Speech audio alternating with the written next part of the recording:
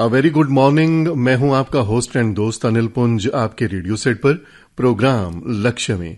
दोस्तों, इस प्रोग्राम में हम आपसे जब भी मिलते हैं तो आपके करियर से जुड़ी हुई जानकारी ले आते हैं। कभी ये जानकारी हम ले आते हैं, कभी हमारे एक्सपर्ट्स हमारे साथ होते हैं। और आज स्टूडियो में इस प्रोग्राम में हमारे साथ जो एक्सपर्ट हैं वो हैं प्रोफेसर सुधीर राघव,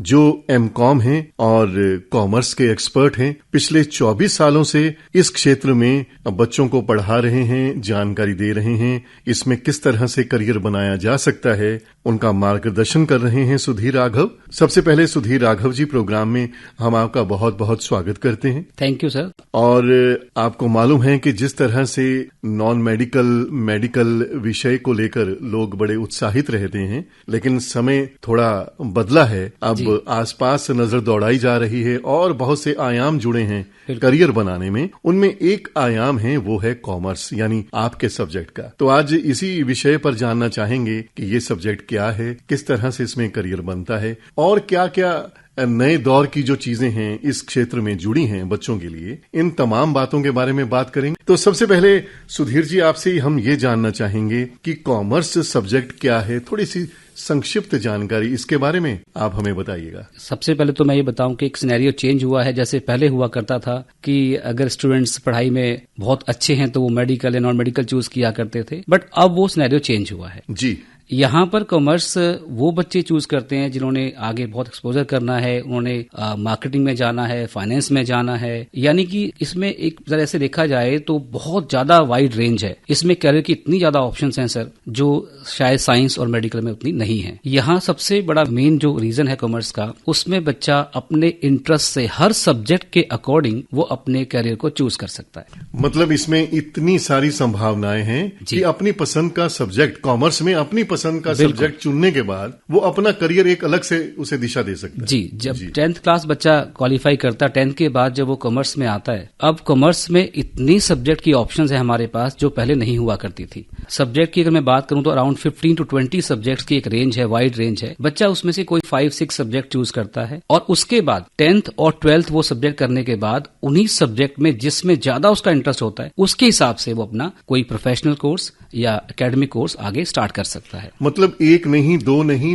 15-20 जी सब्जेक्ट हैं जी सब्जेक्ट कॉमर्स में। जी बिल्कुल उसमें से उसे 5 मेन सब्जेक्ट चूज करने होते हैं और वो 1 या 2 एडिशनल सब्जेक्ट भी चूज कर सकता है। जी सुधीर जी, ये तो आपने बताया कि ये कॉमर्स का पूरा ताना बाना है और आजकल क्या हो रहा है वो भी आपने बताया। मैं आपसे ये जानना चाहता हूँ कि जैसे आजकल 10वीं का परिणाम जो है आने वाला है जी, और आमतौर से बच्चों ने ये डिसाइड किया होगा कि हमने नॉन मेडिकल लेना है, मेडिकल लेना है या कॉमर्स में जाना है। तो जिस तरह से साइंस या नॉन मेडिकल के जो छात्र हैं वो अपने बारे में जान लेते हैं, कॉमर्स के बारे में वो कौन से स्टूडेंट्स हैं या कौन से विद्यार्थी हैं जो ये समझें कि मेरे लिए ये क्षेत्र बना है और इसी में मुझे अपनी +2 करनी है या पढ़ाई करनी है आगे की? बहुत अच्छा क्वेश्चन आपने पूछा है जी, और ये क्वेश्चन हमारे पास बहुत स्टूडेंट्स लेके आते हैं। जब हम उनकी काउंसलिंग करते हैं, उनसे बात करते हैं, तो मैं यही हर बार कहता हूं कि अगर आपका इंटरेस्ट कैलकुलेशंस में है, पहले तो हम ये क्लियर करें कि जो कॉमर्स है वो मैथ्स नहीं है। यहाँ पे कैलकुलेशन तो है, अगर किसी बच्चे की कैलकुलेशन स्ट्रांग है और उसका इंटरेस्ट है, यहाँ पे मैथ से थोड़ा सा डिफरेंट लेके चलते हैं। मैथ में फॉर्मूला बेस है, यहाँ कैलकुलेशन बेस है। इसके अलावा यहाँ पे मार्केटिंग, फाइनेंस, यहाँ पे जो हम बिजनेस की बातें करते हैं, ये इसमें सारे सब्जेक्ट बड़े इंटरेस्टिंग है। जो बच्चा प्रैक्टिकल है, मतलब जिससे प्रैक्टिकल में जिसका इंटरेस्ट हो जी, वो बच्चा कॉमर्स में आए। कैलकुलेशन अच्छी है, वो बच्चा कॉमर्स में आए। जिसे मार्केट की, फाइनेंस की, इन सब में इंटरेस्ट हो, वो बच्चा कॉमर्स स्ट्रीम चूज करे। यानी इसमें फार्मूला रेस नहीं है? जी नहीं, सिर्फ कैलकुलेशन वाला पार्ट है। मतलब हम ये कैलकुलेशन वाला जो स्टूडेंट्स है, जिसको लगता है कि मेरी कैलकुलेशन सही है, तो वो इसमें आ सकता है। बिल्कुल। इसमें मैं एक बात और कहना चाहूंगा कि इसमें कुछ भी रट्टाफिकेशन नहीं है। कॉमर्स में कंसेप्चुअल स्टडी है जी, कि जब तक कॉन्सेप्ट समझ नहीं आया तो फिर वो बात नहीं बनती। हमें हिस्ट्री नहीं पढ़नी कि वहां पे पहले क्या हुआ था, उस समय क्या हुआ था, यहाँ सब कुछ प्रैक्टिकल है, तो इसलिए ये सब्जेक्ट बहुत इंटरेस्टिंग है। तो कॉमर्स में जब हम अकाउंट्स की बात करते हैं, कैलकुलेशंस की बात करते हैं, इसके साथ साथ और कौन कौन से सब्जेक्ट हैं जो साथ में पढ़ने पड़ते हैं? बिल्कुल, बड़ा अच्छा क्वेश्चन आपने किया। ये बहुत बच्चों का क्वेश्चन रहता है कि हम कॉमर्स में क्या सब्जेक्ट चूज करें, तो हम पहले इस पे बात कर लेते हैं। इसमें इंग्लिश तो हमारी लैंग्वेज फिक्स है, वो तो हमें लेनी ही है। इसके अलावा कॉमर्स के जो मेन सब्जेक्ट्स हैं वो अकाउंटेंसी है या बुक कीपिंग जिसे हम कहते हैं, इकोनॉमिक्स है और बिजनेस स्टडीज। ये हमारे 4 सब्जेक्ट हो गए। इसके बाद हमें एक सब्जेक्ट और चूज करना होता है मेन, जिसमें हम physical education, mathematics, legal studies, कोई भी एक सब्जेक्ट हम मेन चूज कर सकते हैं और एक सब्जेक्ट हम आगे एडिशनल की तो बहुत रेंज है हमारे पास। इसमें आप म्यूजिक ले सकते हैं, पेंटिंग ले सकते हैं, कंप्यूटर साइंस ले सकते हैं, फिजिकल एजुकेशन मैंने बताया पीछे वो ले सकते हैं, मैथ्स भी ले सकते हैं, लीगल स्टडीज भी है। मतलब 5 आपको मेन करने हैं और 6 सब्जेक्ट आप एडिशनल लेंगे। बट यहाँ पे ये एक चीज और बड़ी इंपॉर्टेंट मैं कहना चाहूंगा कि जो आप सिलेक्शन करें एडिशनल सब्जेक्ट की, पहले आप ये देख लें कि कॉमर्स में जो आपका इंटरेस्ट है, जो आपका कैरियर गोल है कि आपने किस तरफ जाना है, किस लाइन में जाना है, उसके अकॉर्डिंग आप सब्जेक्ट चूज करें। जैसे अभी हम आगे जाके डिस्कस करेंगे, इसमें कुछ ऐसे कोर्स हैं जिसके लिए आपको मैथ्स अभी से मेन लेना पड़ेगा। उसके बारे में हम बाद में बात करेंगे, yes. धीरे धीरे से आएंगे, उनके बारे में भी बात करेंगे, क्योंकि आपके पास तो बहुत कुछ है बताने के लिए। जी। और जब सामने एक टीचर होता है, प्रोफेसर होता है, तो उसकी एक धारा प्रवाह होती है जो बहती जाती है जी। तो उसी तरह से आप भी हमें बता रहे हैं, लेकिन हम सिलसिलेवार हर सवाल आपसे करेंगे और उसका जवाब लेंगे, ताकि आज इस प्रोग्राम के माध्यम से जो स्टूडेंट्स इस प्रोग्राम को सुन रहे हैं, उनके मम्मी पापा सुन रहे हैं, जिन्होंने अभी एडमिशन लेना है, उनके लिए एक रास्ता मिले। तो ये बताइए कि जैसे आजकल अब एडमिशन का प्रोसेस शुरू होने वाला है, तो घर में रहते हुए हम किस तरह से ये डिसाइड करें कि हमारा जो ये बच्चा है, हमारा विद्यार्थी है, कि इसे नॉन मेडिकल नहीं, मेडिकल नहीं, इसे कॉमर्स लेना चाहिए। जो आपने कैलकुलेशंस की बात कही है, तो वो कौन सी ऐसे टिप्स हैं, 1-2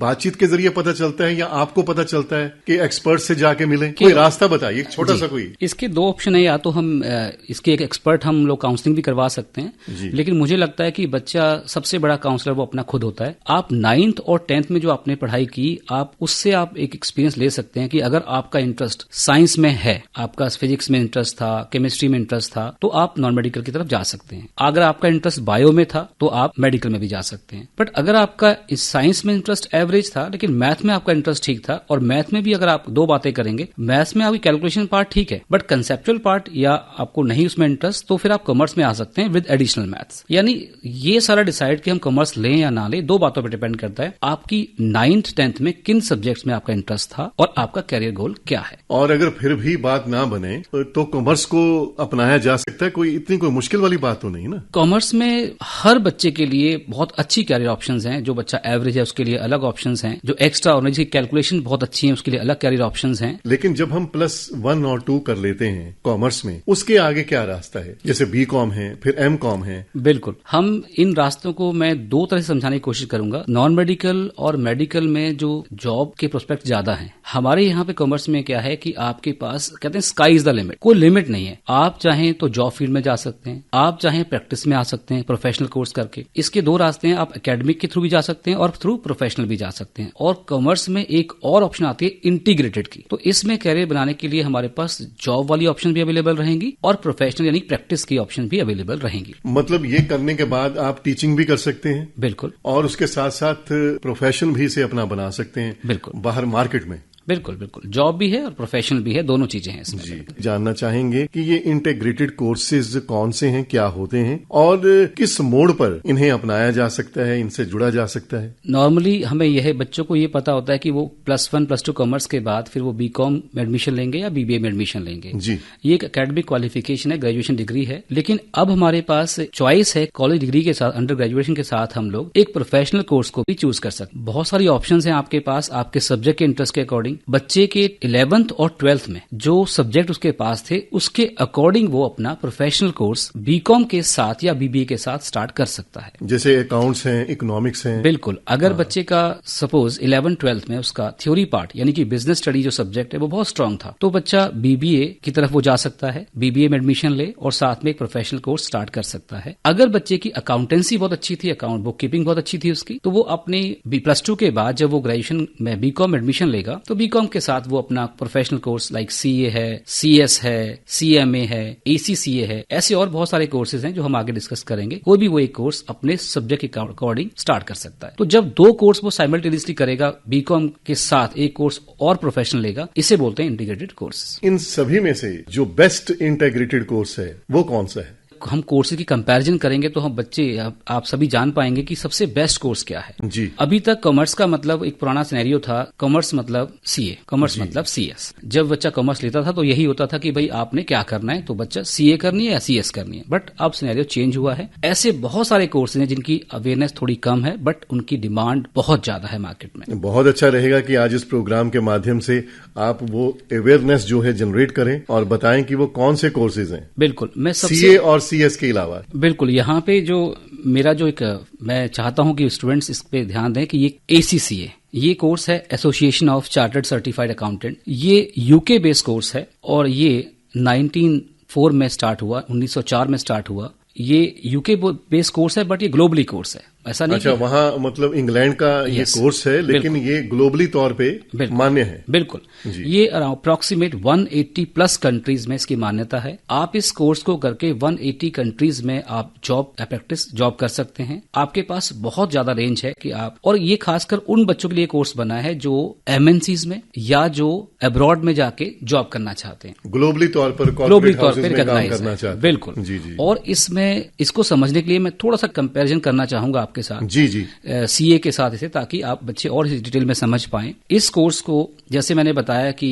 यूके बॉडी करवाती है और जो सीए कोर्स है वो हमारी इंडियन बॉडी है आईसीएआई। जो एसीसीए कोर्स है, सबसे मेन डिफरेंस इसमें क्या है कि इस कोर्स को एक स्टूडेंट 10th के बाद, जब उसने 10th क्वालिफाई की, 11 से भी स्टार्ट कर सकता है। सीए को हमें 12th के बाद ही करना पड़ता है, लेकिन ये 10th के बाद कर सकता है। मतलब उसे ग्रेजुएट होने का इंतजार नहीं करना है। बिल्कुल। +2 का इंतजार नहीं करना है। नहीं, सबसे मतलब पहले दिन से ही कर सकता है। बिल्कुल। उसने 11th में एडमिशन लिया, 10th क्वालिफाई करने के बाद, जैसे उसने 11th में एडमिशन लिया और उसे पता है कि मुझे कैरियर कॉमर्स में बनाना है और मुझे उसका इंटरेस्ट है बच्चे का कि मुझे ग्लोबली जाना है, मुझे बाहर जाना है। इसमें जो जॉब प्रोफाइल है वो एमएनसीज में है और हाईली पैकेज में, मल्टीनेशनल कंपनीज। बिल्कुल। तो सुधीर जी, एक सवाल मेरे दिमाग में आया है। ये आपने बताया कि पहले दिन से यानी 10+1 ज्वाइन किया है, अगर उसे लगता है कि मैं ये कर सकता हूँ, लेकिन रेगुलर स्टडीज के साथ साथ इसे करना थोड़ा मुश्किल नहीं रहेगा? मैं बता देता हूं जी आपको। इसमें जो फाउंडेशन जो लेवल है जो इसका, अगर हम 10th के बाद स्टार्ट करते हैं तो उसका जो सिलेबस है फाउंडेशन का, वो 11-12 से काफी हद तक मैच करता है, तो बहुत ज्यादा उसे एक्स्ट्रा नहीं पढ़ना पड़ेगा। अच्छा, जो बेस उसका काम, बिल्कुल,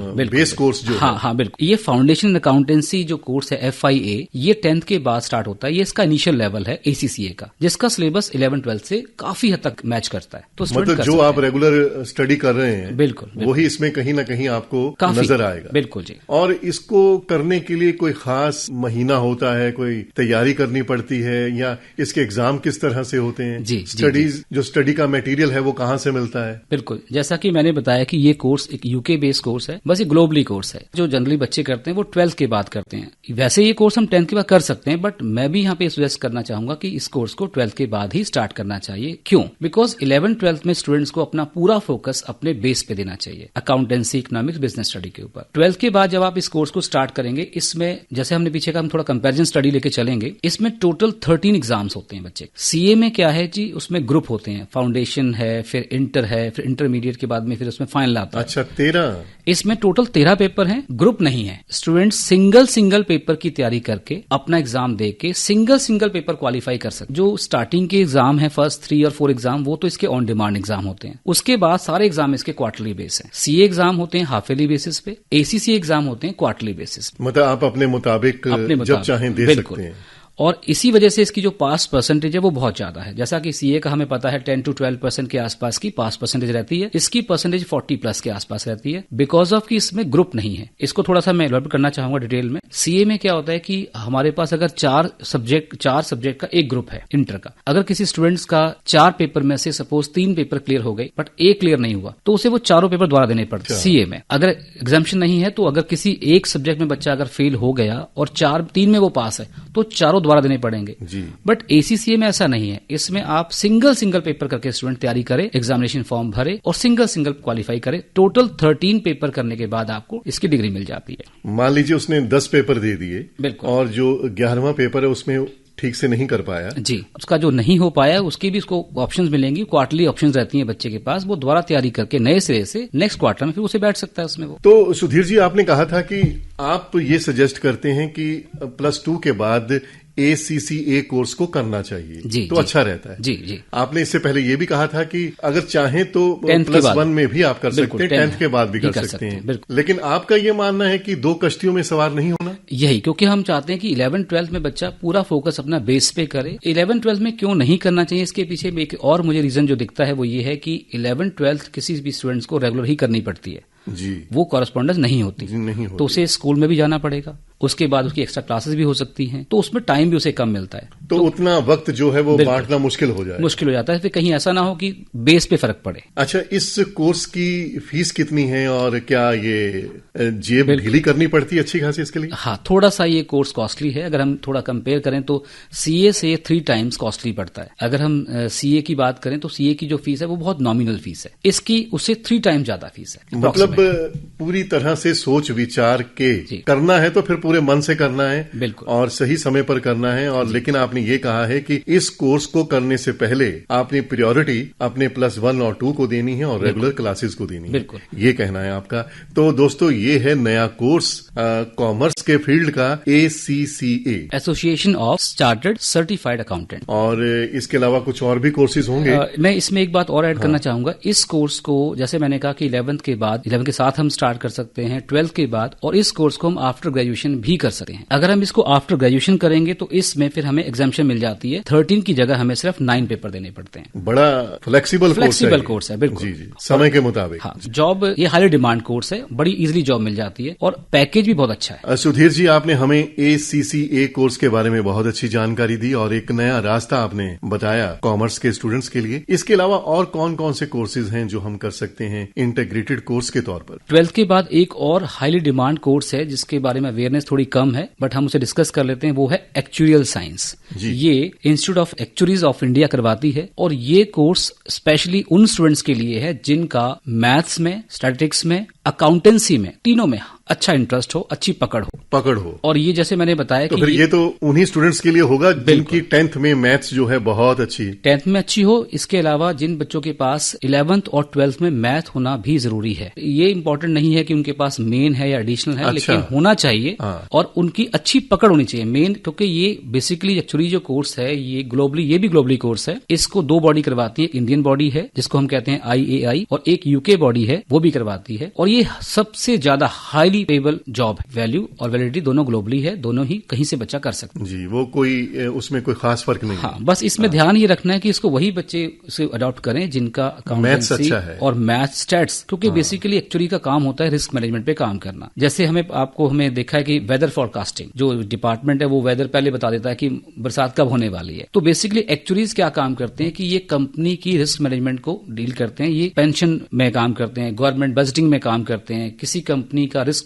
पार्ट है वो संभालते हैं। तो ये प्रोबेबिलिटी पे, मैथ्स पे, स्टैट्स पे इन डाटा को एनालाइज करके किसी भी कंपनी के रिस्क फैक्टर को कैसे कम किया जाए उस पे काम करते हैं, रिस्क मैनेजमेंट पर काम करते हैं। और हाईली डिमांड है हर फैक्टर में। जी जी जी, एक्चुअली इसकी डिमांड अभी भी बहुत है और आने वाले टाइम में भी इसकी डिमांड बहुत होने वाली है। तो इसे भी स्टूडेंट्स अपनाते हैं खास तौर से? बिल्कुल, बट कम। इस कोर्स को कम अडॉप्ट करते हैं, बिकॉज जैसे मैंने कहा कि ये कोर्स थोड़ा डिफिकल्ट है, ये CA से भी डिफिकल्ट कोर्स है। और ACCA के बारे में? ACCA कंपैरेटिवली अगर हम तीनों में कंपेयर, क्योंकि हमने आज 3 कोर्स सेलेक्ट किए हैं, तो ACCA course as compare to CA और एक्चुअली दोनों से इजी है, फ्लेक्सिबल कोर्स है। उसमें तो जैसे बताया था आपको, पेपर इसमें भी 13 ही होंगे, लेकिन ये थोड़ा सा डिफिकल्ट कोर्स है, लेकिन ये करते हैं बच्चे जिनका इंटरेस्ट मैथ्स में, स्टैट्स में अच्छा हो। जी, सुधीर राघव जी, आपने हमें बहुत अच्छी जानकारी दी है कॉमर्स के बारे में कि किस तरह से कौन से स्टूडेंट्स जो हैं वो कॉमर्स को अपना सकते हैं, और कॉमर्स की जो ट्रेडिशनल स्टडी है उसके साथ साथ किस तरह से नए दौर में जो नए आयाम जुड़े हैं कॉमर्स के क्षेत्र में वो भी हम अपना सकते हैं अपनी रूटीन के साथ साथ, ये आपने बताया। सुधीर जी, ये तो आपने कोर्स के बारे में बताया और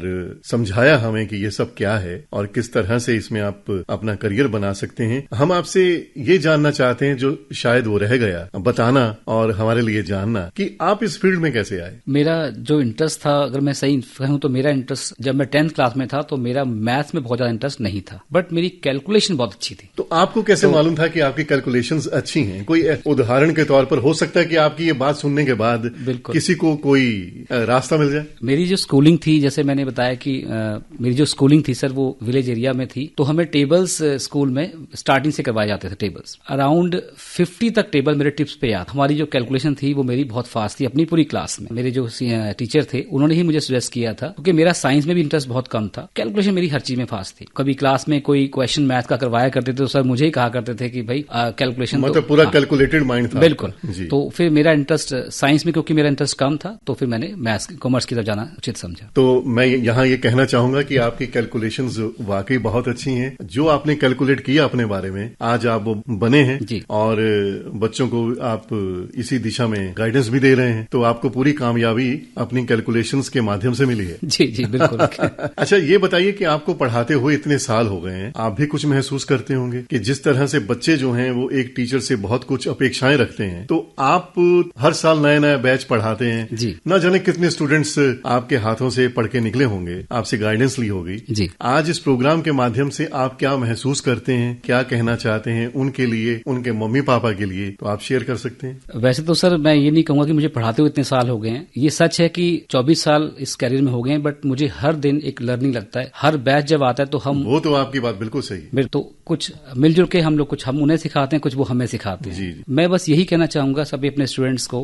कि मन लगा के पढ़ाई करें और सब्जेक्ट की सिलेक्शन अपने इंटरेस्ट के अकॉर्डिंग ही करें और अपने छोटे छोटे गोल्स सेट करें और गोल्स सेट करके फिर आगे की पढ़ाई स्टार्ट करें। कुछ बच्चे इसलिए कॉमर्स ले लेते हैं कि फ्रेंड फैक्टर की वजह से कॉमर्स ले लेते हैं, लेकिन हर बच्चा करीब करीब इसमें एडजस्ट हो जाता है। बिल्कुल, एडजस्टमेंट भी हो जाती है। तो इससे अच्छा और सब्जेक्ट क्या हो सकता है जो हमें फ्लेक्सिबिलिटी भी दे, अपने रेगुलर कोर्स के साथ साथ ना जाने, आपने बताया था 15-20 कोर्सेज अलग से हैं जो किए जा सकते हैं। बिल्कुल बिल्कुल। फील्ड्स हैं जहां पे जाया जा सकता है। आपने बताया कि हर एक स्टूडेंट जो है लगभग एडजस्टमेंट उसकी हो जाती है इसमें। जी जी। तो ये वाकई कोर्स जो है बहुत अच्छा है। आपने इसके बारे में बहुत अच्छी जानकारी दी। आप हमारे स्टूडियोज में आए, लक्ष्य प्रोग्राम में आपने कॉमर्स के बारे में विस्तार से समझाया। आपका बहुत बहुत धन्यवाद। Thank you sir, thank you very much. तो दोस्तों, आज के लक्ष्य कार्यक्रम में हमारे साथ जुड़े professor Sudhir Raghav, commerce expert. इन्होंने आज हमें कॉमर्स विषय पर जानकारी दी। इस प्रोग्राम की प्रस्तुतकर्ता रितु संधू। अब आपका होस्ट एंड दोस्त अनिल पुंज आप सबको कहता है all the best, best of luck.